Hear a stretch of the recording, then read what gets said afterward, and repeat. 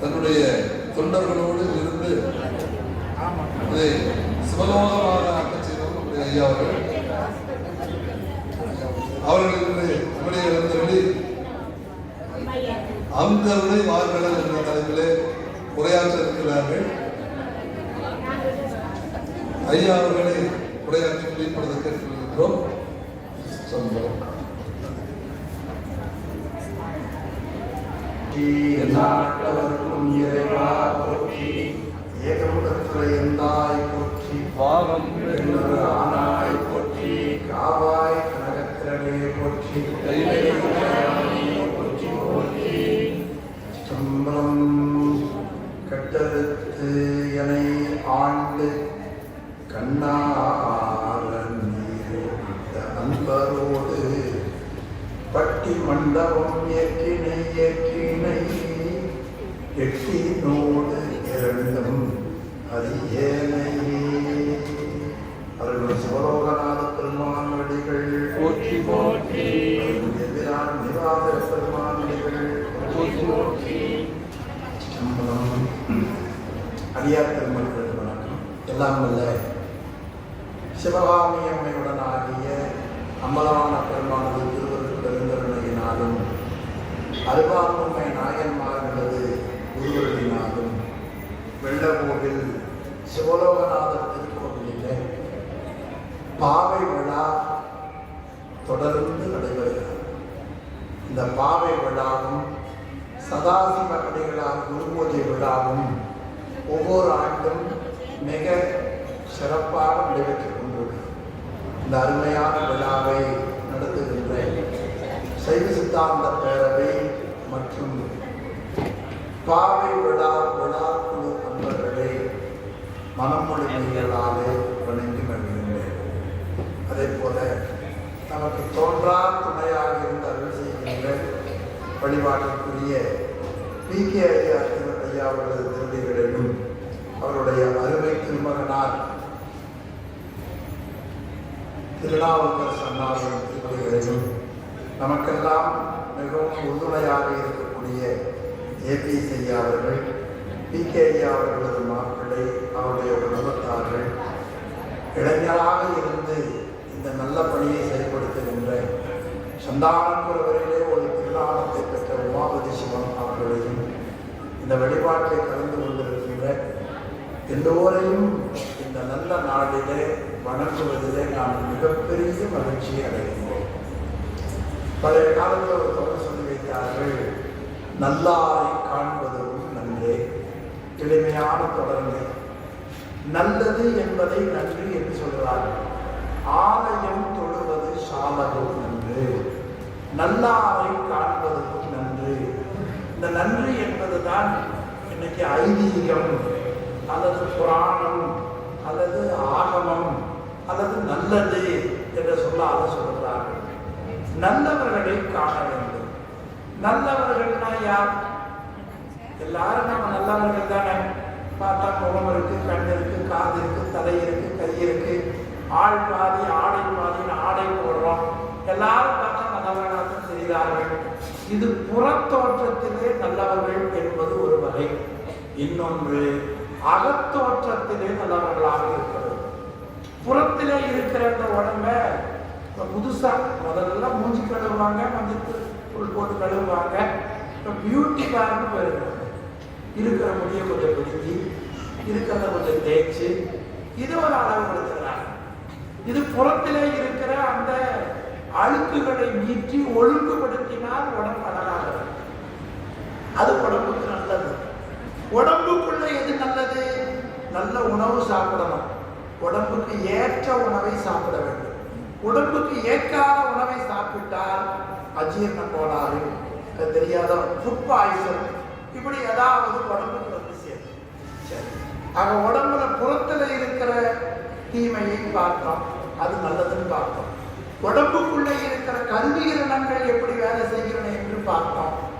அந்த உடம்புக்குள்ளே இருக்கிற கருவிகரணங்களுக்கு உணவு இன்றியமையாகும். அதற்குள்ளே கொண்டு இருக்கிறது, அதுதான் உயிர். அந்த உயிர் இருந்தால்தான் நமக்கு எல்லா மரியாதையும் நமக்கு கிடைக்கும்.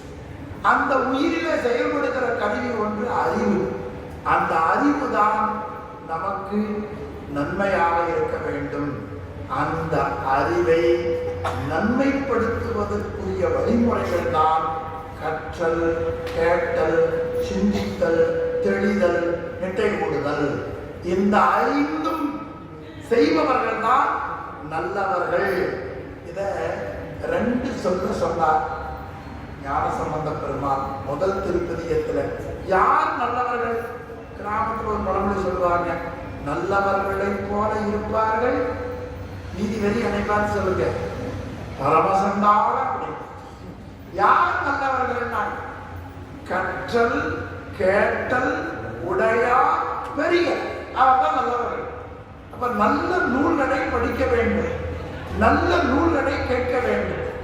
படிக்கிற வாய்ப்பு கொஞ்சம் அருகித்தான் போய்விட்டது. நல்லதை கேட்க வேண்டும். அப்படி நல்லதை கேட்கிற ஒரு திருவிழா தான் பாவை திருவிழா. காலையிலேயும் மாலையிலேயும் 20 பாடல்களை பாடக்கூடிய அந்த பாடலை கேட்பதால் அறிவு தெளிவடையும், மனதிலே தெளிவு கிடைக்கும். ஆக அறிவை தெளிவுபடுத்துவதும் மனதை தூய்மைப்படுத்துவதும் ஒரு விழா இருக்கும் என்று சொன்னால் அது பாவை விழாதான் என்பதை நாம நினைவில் கொள்ள வேண்டும். இப்ப தீபாவளி வந்தால் வீடெல்லாம் பூசுவோம், பொங்கல் வந்தால் வீடெல்லாம் பூசுவோம். அது மாதிரி பாவை விழா வந்தால் உயிரை முழுவதும் சுத்தம் செய்த விழாவாக ஆகும். அப்ப என்ன அர்த்தம்? வீடு பூசினா அதுக்கு நீங்க என்ன 20,000 30,000 செலவாகுது. 2 லட்சம் பெயிண்ட் அடிச்சா. ஆனா பாவை விழாவில் 10 பைசா காசு செலவில்லாம சோறு போட்டு நாம் எல்லோரும் தூய்மையாக்கிக் கொள்ளுகிறோமே. இந்த விழாவை விட எந்த விழா நமக்கு நல்லது? ஒருத்தருக்கு ஒரு நோய் வச்சுங்க, ரொம்ப நாள தலைவலி, என்ன பாட்டு வந்துருச்சோ தலைவலி. அந்த தலைவலிக்கு என்ன எப்படி இருக்குன்னு நினைக்கிறீங்க? காலையிலிருந்து அலைஞ்சிட்டு வரோம், ஒரே சோர்வா இருக்கு. கொஞ்சம் தண்ணி விட்டு கழுவினா எப்படி இருக்கிறது? அதுக்கு என்ன சொல்றது ஆங்கிலத்துல? ஃப்ரெஷ் பண்றதா? பிரசவ் பண்றாங்க. ஒரு வருஷத்துக்கு அறிவை பிரசவ் பண்ற திருவிழா திருவம்பா. நல்லா ஞாபகம் வச்சுக்கணும். பாருங்க, கீழே குமையிறீங்க, குச்சி அடிக்கிறீங்க, மேல நிமிர்றீங்க, குதிக்கிறீங்க, என்ன உடற்பயிற்சி! உடம்பு முழுவதும் கீழே குமிஞ்ச நிமிர்ந்தா இடுப்பு சுத்தமாயிரும், கை சுத்தமாயிரும். அப்புறம் மூச்சு எடுக்கும். மூச்சுல என்ன நினைவு தெரியுமா? இருதயம் சுருங்கும், இருதயம். சாமி, அதை பத்தி நமக்கு என்ன கவலை கிடைக்கலாம்? இருதயம் சுருங்கிடுச்சு, பொன்னாட்டை வந்து தூக்கிட்டு போயிடுவான். நீரில் மூழ்கி நினைப்பொழிவார்கள். அப்ப இருதயம் சுருங்கி விரிவதற்கும் நல்ல உடல் ஆரோக்கியமாக இருப்பதற்கும் மிகப்பெரிய ஒரு திருவிழாவை வைத்தார்கள். அதுதான் திருவம்பாவை விழா. அதனால் உங்களை பார்த்ததால் எனக்கு மகிழ்ச்சி, நல்லாரை காண்பதும் நன்றே என்று நான் உங்களுக்கு நினைவூட்டுவேன். நம்முடைய வாழ்க்கையில துன்பத்தை எல்லாரும் இருக்கிறோம், இன்பத்தை எல்லாரும் வரவேற்கிறோம். இதுல ஏதாவது கருத்து வேறுபாடு இருக்குங்கிறீங்களா? இஸ்லாமியருக்கு இருக்காது, கிறிஸ்தவருக்கு இருக்காது, சின்ன பிள்ளைகளுக்கு இருக்காது, பெரிய பிள்ளைகளுக்கு இருக்காது. வேப்பக்காய் கொடுத்தா கொண்டாப்பான் குழந்தை வாங்கமா வாங்க. ஒரு அல்வா கொடுத்தா என்ன சொல்லலாம்? எனக்கு இன்னும் வேண்டும் அப்படின்னு எங்க அம்மா கேட்டாங்க இல்லையா? அப்ப எல்லாரும் இன்பத்தை வரவேற்கிறோம், துன்பத்தை வெறுக்கிறோம். துன்பத்தை வெறுப்பதற்கும் இன்பத்தை வரவேற்பதற்கு காரணம் என்ன? இன்பத்தால் ஒரே மகிழ்ச்சி, துன்பத்தால் ஒரே கஷ்டம். அளவா இருந்தா காரம் நல்லா இருக்கும், கொஞ்சம் கூடுதல் மிளகாய் இருந்தா என்ன காரணம் அப்படி ஒரு உணர்வுல பார்க்கலாம். அதே மாதிரிதான் துன்பம் வந்தால் வலி எப்படி வலி இருக்கும் காட்டினார். வயிற்றோடு துடக்கி முடக்கியிட ஆற்றேன் என்று துன்பத்தை காட்டினார். அப்ப அது நீங்க வேண்டும். அப்ப என்ன தெரிகிறது? துன்பமும் வருகிறது, இன்பமும் வருகிறது. நாம் எதிர்பார்ப்பது எதை? துன்பத்தை தானே. எனக்கு இன்னைக்கு எப்படியாவது சாமி வைப்பதி வந்துடணும், எனக்கு எப்படியாவது சாமி கொரோனா வந்துடணும். யாராவது வேண்டுவாங்களா? என்ன வேண்டுவா? நல்லா சொல்லுங்க, அப்பதான் வராம இருப்பான். எப்படியாவது எனக்கு தலைவலி இல்லாமல் இருக்கணும், எப்படியாவது எனக்கு கைகால் வலி வரக்கூடாது. உங்களுக்கு எல்லாம் வேண்டாமா? ஆக அதைத்தான் வேண்டுகிறோம். ஆனால் என்ன வந்து சேருகிறது? துன்பம் வருகிறது. இன்பம் ரொம்ப குறைச்சலா இருக்கிறது. அந்த ரெண்டுக்கு என்ன காரணம் என்று நம்முடைய தமிழர்கள் பல நாளா சிந்தித்தார்கள். அவர்கள் கண்ட முடிவு, நீ செய்த நன்மையான செயல்கள் உனக்கு நன்மையாக வரும், நீ செய்த தீமையான செயல்கள் உனக்கு தீமையாக வரும். நன்மையான செயல்னா என்ன? காலையில குழம்பு வைக்கணும் வைங்க, 2 தடவை மிளகாப்பொடி போட்டீங்கன்னா அது சாப்பிடும் போது எப்படி இருக்கும்? தீமையா வரும். சரியா மிளகாப்பொடி போட்டீங்கன்னா சாப்பிடும் போது எப்படி இருக்கும்? சமைச்சாத்தானே தெரியும், கடையில தானே ஆர்டர் பண்றாங்கிறீங்களா இல்லையா? ஆக அது நன்மையா இருக்கும். அப்ப சரியா போடுவது நல்வினை, கூடுதலா போடுவது, வேண்டாத போடுவது தீவினை. இந்த 2 தான் இன்பத்திற்கும் துன்பத்திற்கும் காரணம். இந்த இன்பத்தையும் துன்பத்தையும் அனுபவிப்பது எது? இந்த உடம்பு தான். இந்த உடம்புல பாருங்க, சுவைக்கிறதுக்கு நாக்கு இருக்கிறது, கேட்கறதுக்கு காது இருக்கிறது, இருக்கா இல்லையா? பேசுறதுக்கு வாய், மூச்சு எடுக்கிறதுக்கு மூக்கு, பார்க்கறதுக்கு கண்ணு. இதன் வழியாகத்தான் ஒரு பொருளை கேட்கிறோம், ஒரு இசையை கேட்கிறோம், ஒன்றை உணர்கிறோம், ஒன்றை பார்க்கிறோம், ஒன்றை சுவைக்கிறோம், ஒன்றை முகர்கிறோம். இதன் வழியாக அறிவதால் இதற்கு அறிகருவி என்று பெயர். இதன் வழியாக தான் கேட்கிறோம். தென்னாடுடைய சிவனே போற்றி. கண் வழியாக கேட்கிறோம், வாய் வழியாக கேட்கிறோம். யாராவது லட்டு எடுத்து கண்ணுக்குள்ள போடுறாங்க, நல்லா சாப்பிடு. அப்ப இது ஒரு இந்த புலன் வழியாக அறிகிறோம். எனவே இதற்கு அறிகருவி என்று பெயர். இந்த அறிகருவி எல்லாம் எங்க இருக்கிறது? இந்த உடம்புல இடுப்புல வச்சிருக்கானா சாமி? எங்க வச்சிருக்கான்? அவ்வளவு. அப்ப இந்த உடம்புக்கு எது பிரதானம்? தலை. எஞ்சான் உடம்புக்கு தலையே பிரதானம். இது உடம்புல நமக்கு. இப்ப கடவுளுக்கு எது பிரதானம் என்றால், நின்னினும் நலன் நின் அடி, நின்னினும் நல்லது நின் இணையடி. பரிபாடல் ஒரு நூல். இந்த ஆனந்த படம், குமுதம், கற்கண்டு, திறந்தந்தி வருது இல்ல, அது மாதிரி ஒரு பழைய நூல் பரிபாடல். ஒரு தடவை சொல்லுங்க. முருகப்பெருமானை பற்றி அதிகமாக சொல்லக்கூடிய நூல். அது என்ன சொல்லுகிறா? சாமி, உன் உடம்புல எது நல்ல பகுதி? உன் கால் தான் நல்ல பகுதி. நின்னினும் அதாவது நின் இடையடி. அப்ப சுவாமியினுடைய திருவடி தான் நமக்கு நல்லது. ஏன்? ஏதாவது ஒரு பொருள் எடுக்கணும்னு வச்சுக்கோங்க, கீழாக இருந்த எடுக்கலாமா, மேலாக எடுக்கலாம்? யோசிக்கிறீங்க. வீட்டுல செல்ஃப்ல பொருள் வச்சிருக்கீங்க, கீழே எடுக்கலாமா, மேல இருந்து எடுக்கலாமா? கீழே தான் டக்குன்னு எடுக்கலாம், மேல இருந்து ஒரு ஸ்டூல் வச்சு எடுக்கணும்ல. சாமி பார்த்தா, உயிர்களுக்கு அருள் செய்யணும்னு பார்த்தா, எல்லா அருளையும் கால்படியை வச்சுட்டார். அப்ப நமக்கு தொடர்ந்து ரொம்ப எளிமையா இருக்குமா இல்லையா? அடியை வணங்குவதால் அடியார் பேர். அடியார் சொல்ல இருந்து வந்தது. அடியை வணங்குவதால் அடியார். அப்போ இறைவன் நம்முடைய உடம்புல அறியறிவிகள் கூடுதலாக இருக்கக்கூடிய தலைதான் உடம்புக்கு பிரதானம். இறைவனுடைய உடம்புல கால் தான் முக்கியமானது. இது பரிபாடல்ங்கிற நூல்ல அந்த ஆசிரியர் காட்டுகிறார். நின்னினும் நல்லது நின் திருவடி. ஆக அந்த திருவடியில தான் உயிர்களுக்கு நன்மை கிடைக்கின்றன.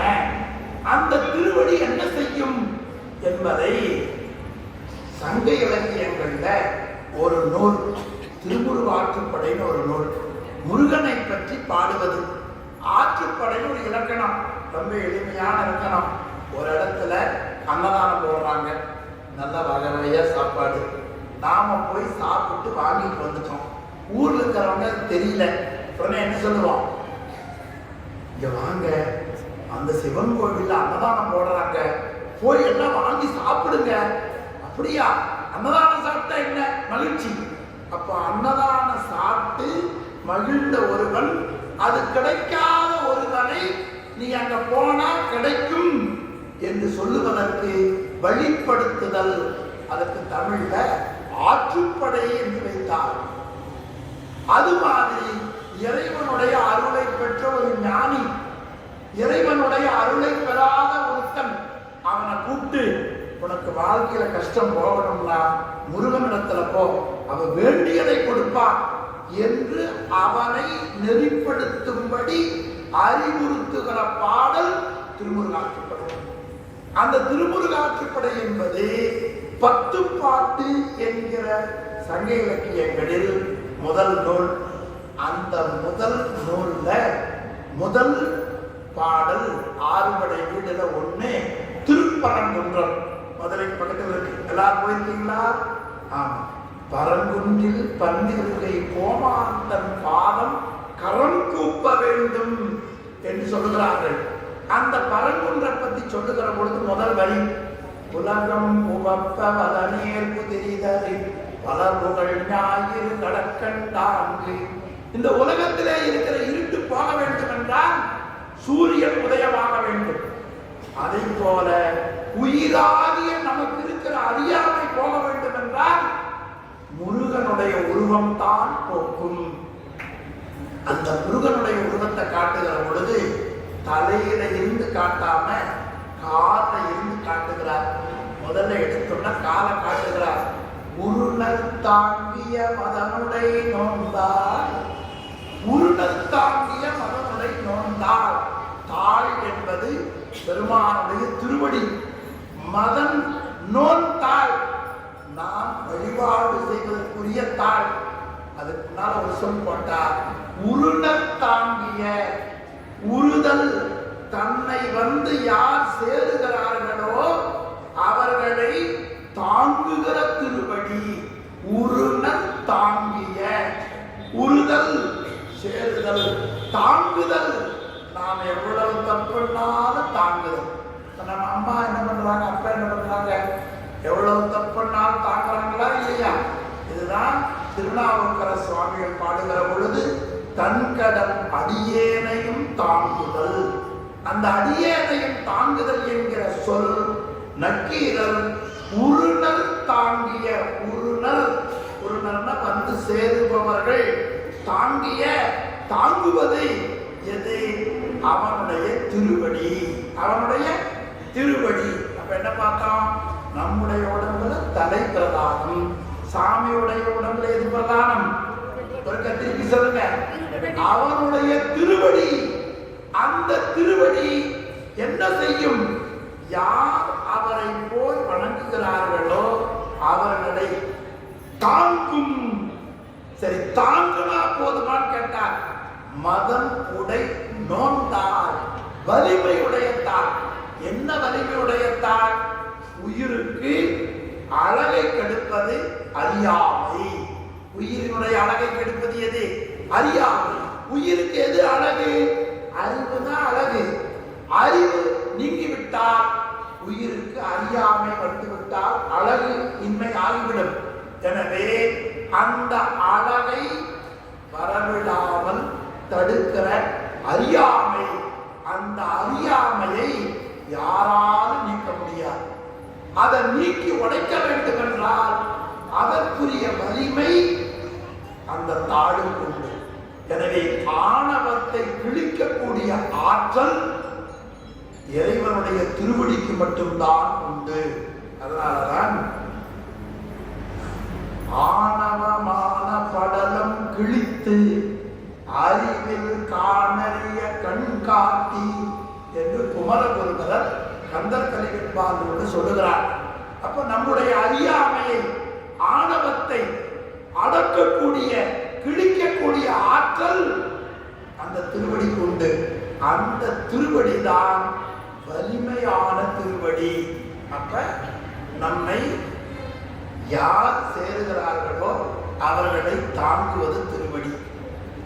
உயிர்களினுடைய அறியாமையை உடைத்தெடுக்கக்கூடிய வலிமையுடைய திருவடி. இதைத்தான் முதல்ல காட்டுகிறார். உருணர் தாங்கிய மதனுடைய நோந்தார். அந்த தாழைத்தான் திருவெம்பாவையில் மாணிக்க வாசகர் முதல் பாடல்ல காட்டுகிறார். எல்லாருக்கும் இந்த பாட்டு தெரியும். ஆதியும் அந்தமும் எல்லா அரும்பெரும் சோதியை யாம் பாட கேட்டேயும் வாழ்தலங்கன் மாதே வளருதியோ வன்செவியோ நின்செவிதான். அடுத்த சொல்லுங்க. மாதேவன் பார்கடல்கள் வாழ்த்திய வாழ்த்தொலி. நீங்க பாடி வந்ததா வாழ்த்தொலி. யாரை பற்றி பாடியது? மாதேவன். வடமொழியில மகாதேவன் என்று சொல்லுவார்கள். அந்த மகாதேவனை மாதேவன் என்று மணிவாசகன் விழித்தார். அவனுடைய வார்கடல். வார் என்று சொன்னா ஆங்கிலத்தில் வேற போர் அர்த்தம் இல்லையா? இங்க வார் என்பது நீண்ட என்ற பொருள் வரும். வார் என்பது நீண்ட. தொல்காப்பியத்துல வார் என்பது நீண்ட என்ற பொருளை தருவதை நாம் பார்க்கிறோம். எனவே அந்த நீண்ட திருவடி வார்கடல். எத்தனை பேர் வந்தாலும் எல்லாரையும் தன்னுடைய திருவடி நிழலை தாங்குகிற அளவு அந்த கால் அருள் நீண்டு கொண்டே போகும். அந்த வார்கடல் தான் நம்மை தாங்குவது. அந்த வார்கடல் தான் நம்முடைய ஆணவ மலத்தை உடைத்து எடுப்பது. அந்த வார்கடலை எப்படி போய் சேருவது என்றால், நம்முடைய நூல்கள், தமிழ் நூல்கள் இறைவனே அருள் செய்யும் பொருட்டு தன்னுடைய உருவம் தாங்கி வருவான். அப்படி உருவம் தாங்குகிற பொழுது இப்ப நாமெல்லாம் மனிதனா பிறக்கிறோம், விலங்கா பிறக்கிறோம், பறவையா பிறக்கிறோம், ஆடு மாடு கோழி பல உடம்பு. சுவாமிக்கு நம்மை போல உடம்பில்லை. அவருடைய உடம்பு அருளாகிய திருமேனி. அருள் என்பது எது? கருணை. அந்த கருணையை அருள் என்று சொல்லுகிறோம். அந்த அருளாகிய திருமேனியை இடமாக கொண்டு உயிர்களுக்கு அருள் செய்வார். அந்த அருளைத்தான் கற்பனை கடந்த சோதி கருணையே உருவமாகி என்று சேக்கிழார் பெருமான் காட்டுகிறார். எனவே அந்த கருணை அருள் இறைவனுக்கு வடிவம். அந்த கருணை தான் இறைவனுடைய உருவம். அந்த உருவம் தான் நமக்கு குருநாதராக வரும். அந்த குருதான் அந்த தாங்கக்கூடிய திருவடியை நமக்கு காட்டுவார். அந்த திருவடியை குருநாதன் காட்ட நாம் பற்றி கொண்டால் நம்முடைய அறியாமையாகிய ஆணவம் நீங்கி நாம் பேரானந்தத்தை அடையலாம். அதனால் திருவெம்பாவையில வார்கடல் என்று மட்டும் நமக்கு காட்டினார். திருவெம்பாவையில மொத்தம் 20 பாடல். 20 பாடல்களில் 11 இடங்களில இறைவனுடைய 19 பாடல்ல 11 இடங்கள்ல இறைவனுடைய திருவடி பேசப்படுகிறது. எந்தெந்த பாடல் நீங்களே வீட்டுக்கு போய் பாருங்க. முதல் பாடல் வருகிறது, 2வது பாடல் வருகிறது. இப்படி அந்த பாடல்கள்ல 11 இடங்களில் பெருமானுடைய திருவடி வருகிறது. கடைசியா 20வது பாடல்ல 7 இடங்களில் திருவடி வருகிறது. அந்த திருவடி வார்கடல் திருவெம்பாவையில 19 பாடல்ல 11 இடங்கள்ல திருவடி. ஒரே இடத்துல மட்டும் அடியார் திருவடியை காட்டுகிறார். இனி கடைசியா உள்ள பாடல்ல 7 திருவடி வருகிறது. எல்லாருக்கும் தெரியும் உங்களுக்கு. போற்றி அருளுகனின் ஆதியா பாதமலம், போற்றி அருளுகனின் அந்தமா செட்டடிகள், போற்றி எல்லா உயிர்க்கும் பொற்பாதம், போற்றி எல்லா உயிர்க்கும் பூங்கடல்கள், போற்றி எல்லா உயிர்க்கும் ஈரா இணையடிகள், போற்றி நான்முகனும் காணாத குண்டலிகள், போற்றியா உயிர் ஆட்கொண்டர்களும் பொன்மதர்கள். திருவெம்பாவை திருவாசகம் எத்தனாவது தலைப்பு?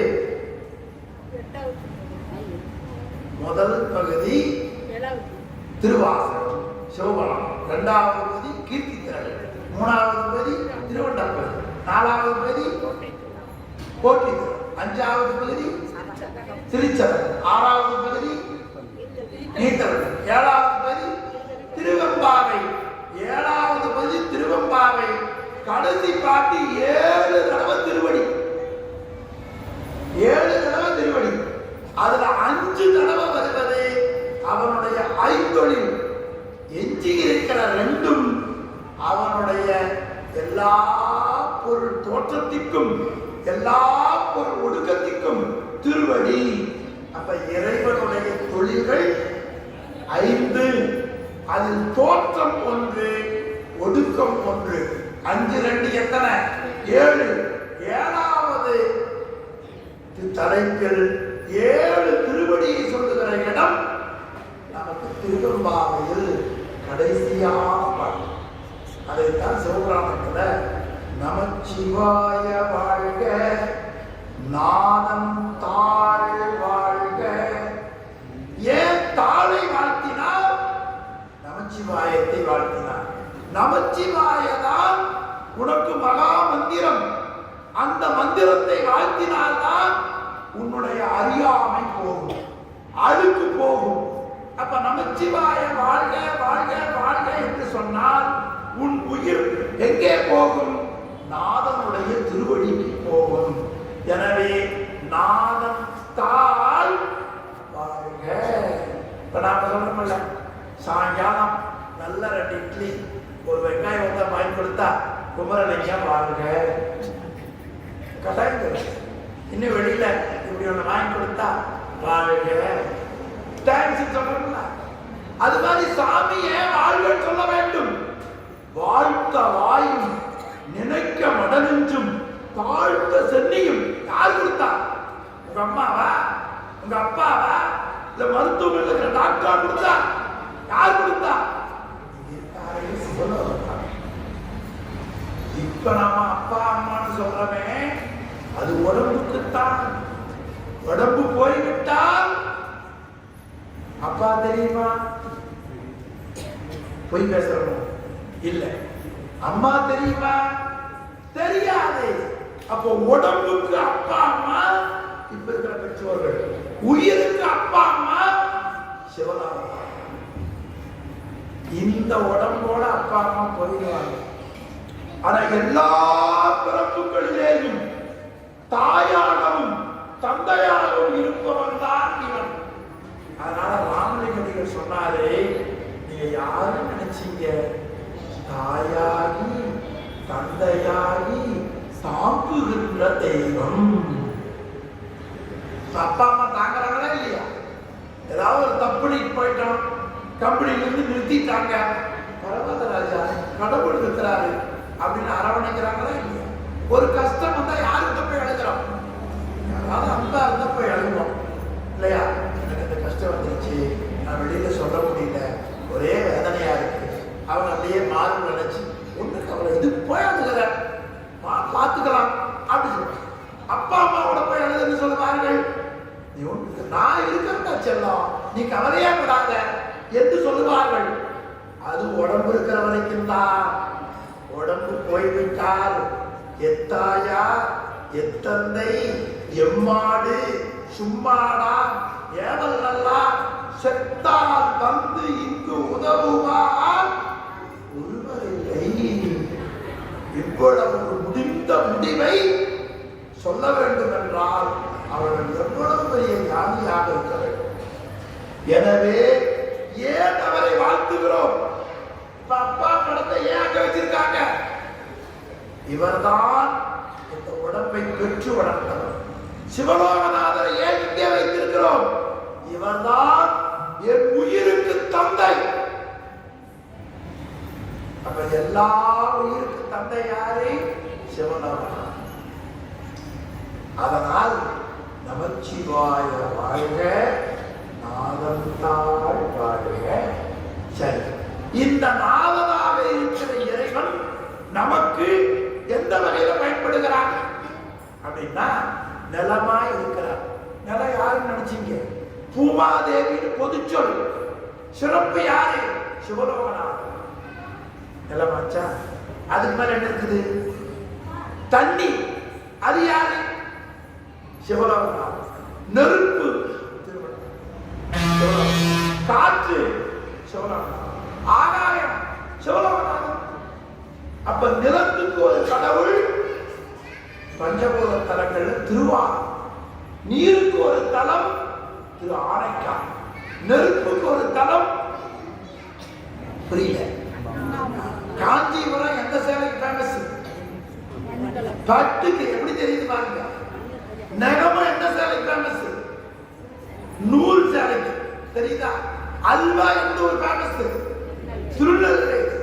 சொதி எந்த ஒரு ஃபேமஸ்? தூத்துக்குடி. இது தெரியுதா? இதுக்கு மேல நம்ம படிக்கல. பட்டு தெரியும், அல்வா தெரியும், சொதி தெரியும். ஆனால் பஞ்சபூத தலங்கள் எது? இன்னைக்கு தெரிந்து கொள்வோம். நிலத்துக்கு கோயில் திருவாரூர். முதல்ல திருப்பி சொல்லுங்க. வாய் மணக்கு மோந்து பாருங்க. நீருக்கு கோயில் திரு ஆனைக்கால். திருப்பி சொல்லுங்க. நெருப்புக்கு கோவில் அண்ணாமலை. காற்றுக்கு கோவில் காளகஸ்தி. ஆகாயத்துக்கு கோவில் சிதம்பரம். அவருக்கு இப்ப விழாவில் பஞ்சபூத தலங்கள். அப்ப நிலம் இல்லைன்னா நாம் என்ன செய்யறது? என்ன பண்ண? மோடி கூட சொல்லலாமா? இங்கிலாந்து தலைவரை சொல்லலாமா? இல்ல கம்யூனிஸ்ட் கொடி பிடிக்கலாமா? வேலையா? நீர் இல்லைன்னா என்ன செய்வது? நெருப்பு இல்லைன்னா என்ன செய்வது? காற்று இல்லைன்னா என்ன செய்வது? ஆகாயம் இல்லைன்னா என்ன செய்வது? இவையெல்லாம் இருந்தும் சூரியன் இல்லைன்னா என்ன செய்யறது? யோசிச்சு பாருங்க. சந்திரன் இல்லைன்னா என்ன செய்யறது? சரி, அப்ப எத்தனையாச்சு? வேற விடலாமா? நிலம், நீரு, நெருப்பு, காற்று, ஆகாயம். அதுக்கப்புறம் சூரியன். எத்தனையாச்சு? சந்திரன். 7.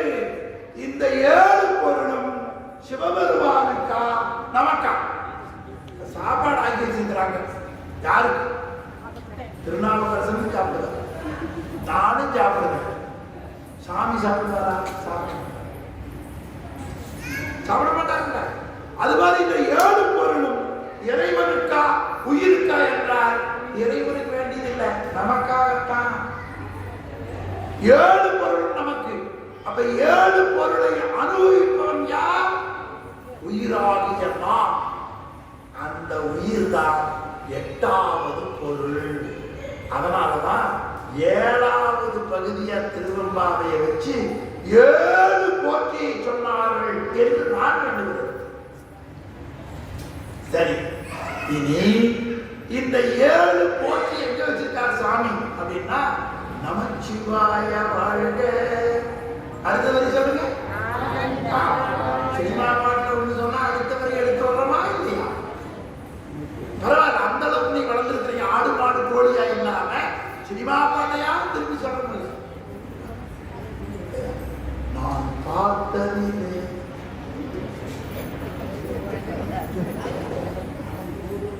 தான் நல்ல அழகு எங்கே, நல்ல அழகு எங்கே. இது உடம்புக்கு ஆகும், சாமிக்கு ஆகும். எங்க அப்பா சாமிக்கு சொன்னார், நித்தம் ரொம்ப அழகிய சித்தத்தில் இருப்பதால் அன்னை என்னும். இப்போ ஒரு வரி வந்தா ஒரு வரி வருதா?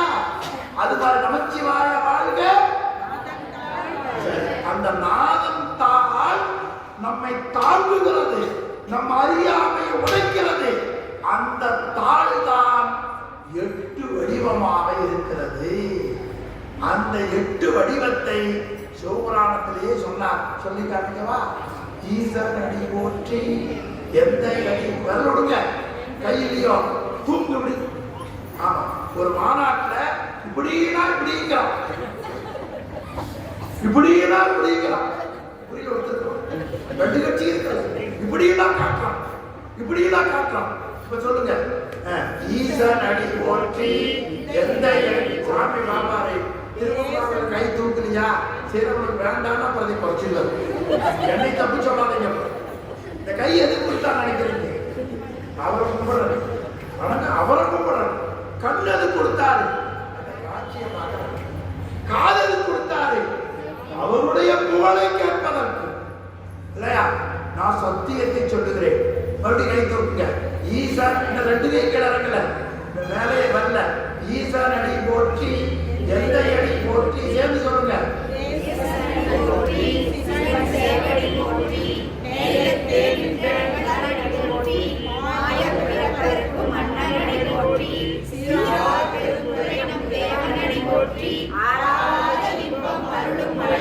எட்டு போற்றி, 8 வடிவமாக இருக்கிறார்.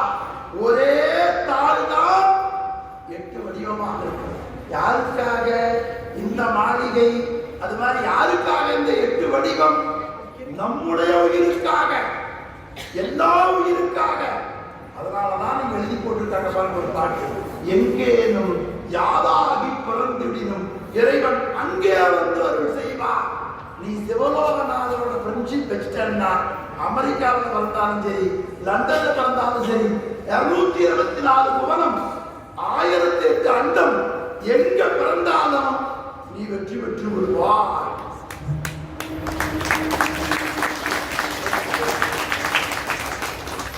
அந்த அட்ட வடிவத்தை 8 போற்றியாக சொன்னார். இப்ப நான் சொன்ன வரலாறு எல்லாம் யார் சொல்லுவார்கள்? இறைவனே குருவாக வருவார். இறைவனே குருவாக வருவார்.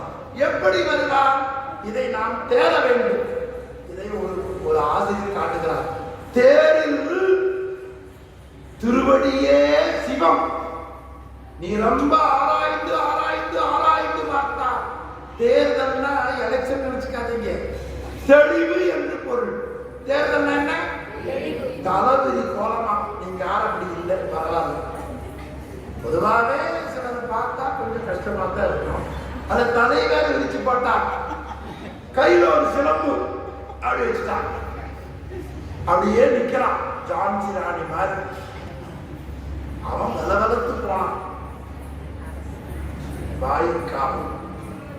ஐயோ சாமி, ஒரு தெய்வ காளி வந்து நிக்குது. உடனே உள்ள வரச்சு. பாண்டிய மன்னன் உட்கார்ந்திருக்கான். பார்த்தோன்ன ராஜாதிராஜ ராஜ கம்பீர ராஜ மார்த்தாண்ட சொல்லல, ஒண்ணு சொல்ல, தேரா மன்னா. அவன் கேட்டா, நீர்வார் கண்ணோய், நீ யார்? அழுத கண்ணீரோட நிக்கிறியப்பா, நீ யாருமான்னு கேட்டான். தான் கேட்டாவன், அழுத கண்ணீரோட நிக்கிறியன்னா சிலம்ப வைத்துக் கொண்டு சொன்னானவள், தேரா மன்னா சொப்புவது உடை. நீ என்ன தெளிவுடையவனா? நீ நாட்டுக்கு மன்னனாக இருக்கலாம், ஆனால் உன் அறிவில் என்ன இல்லை, தெளிவு இல்லை. அதைத்தான் தேடுதல், தெளிதல். அதைத்தான் திருமூலர் தேடி ஆராய்ந்து பார்த்தால் திருவடியே சிவம், சிந்தித்து பார்த்தால் திருவடியே சிவம். அதற்கப்புறமா இன்னொன்று சொன்னார், நல்ல பேரின்பம் திருவடி. உனக்கு உய்வு தரக்கூடிய இடம் திருவடி. திருவடியே சிவமாவது தேல். நான் திருப்பி சொன்னேன், திருவடிதான் எல்லாம். அந்த திருவம்பாவில முதல் வரி, ஆதியும் அந்தமும் இல்லா அரும்பெரும் ஜோதினார். கடைசி பாட்டுல, போற்றி அருளுகனில் ஆதியாம் பாதமலர், போற்றி அருளுகனில் அந்தமாம் செந்தளிர்கள். பொதுவாக நடராஜ பெருமானுடைய உருவத்தில் பார்த்தீங்கன்னா உள்ளேயே வச்சிருக்க தெரியல. இப்போ கும்பாபிஷேகத்துக்கு ஐயா வெளியில் வைக்கிறேன்னு சொல்லியிருக்கிறாங்க. ஒரு கையில உடுக்கை இருக்கும், ஒரு கையில நெருப்பு இருக்கும், ஒரு கை இப்படி காமிக்கும், ஒரு கை வீசி இருக்கும், ஒரு கால் ஊன்றி இருக்கும், ஒரு கால் தூக்கி இருக்கும். இது எதை காமிக்குதுன்னா ஒரு போதனையை காமிக்கிறது. பள்ளிக்கூடத்தில் போன போது இப்படின்னு என்ன பொருள்,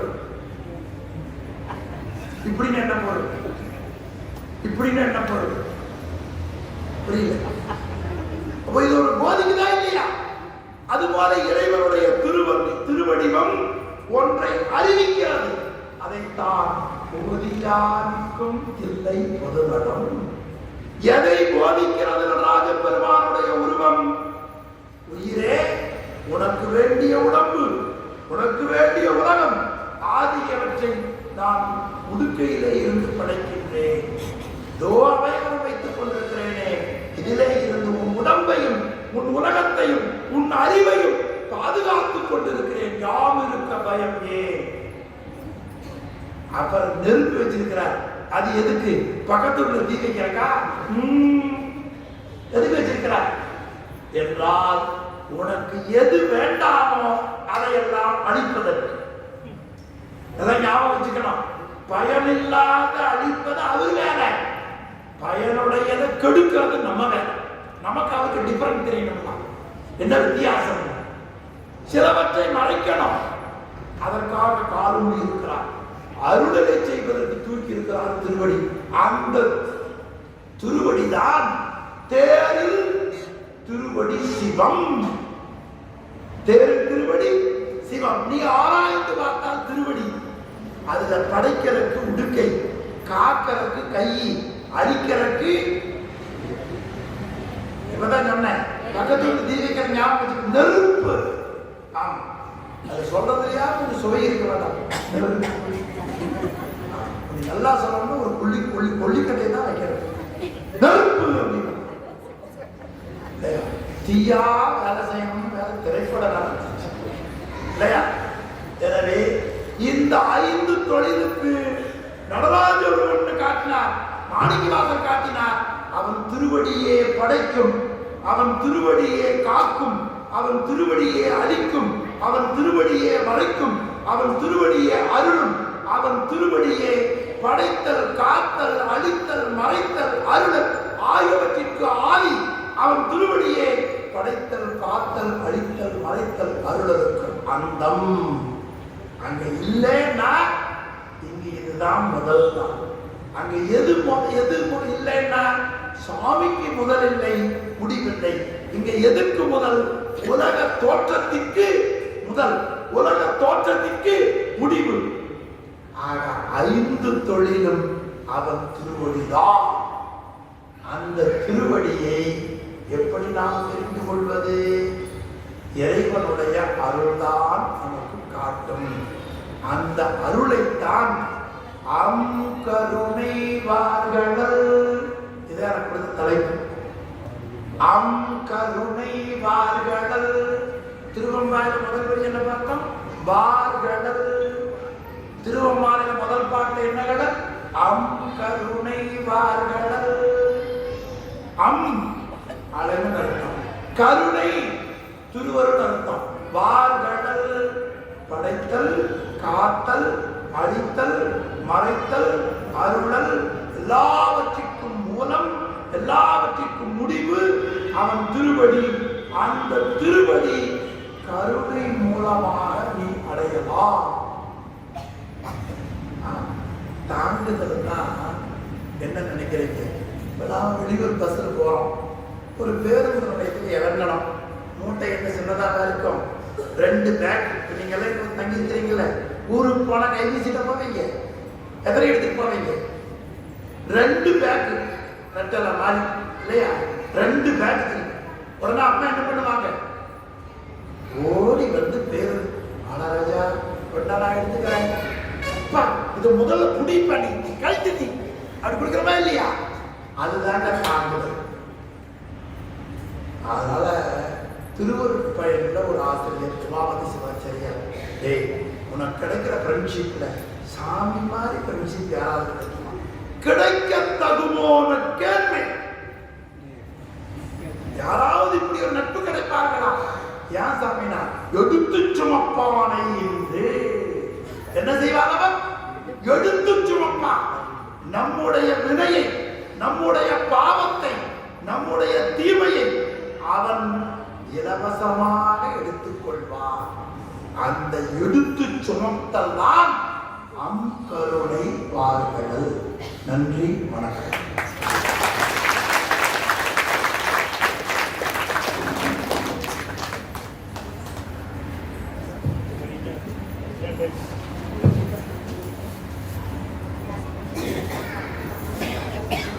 புலவரையோ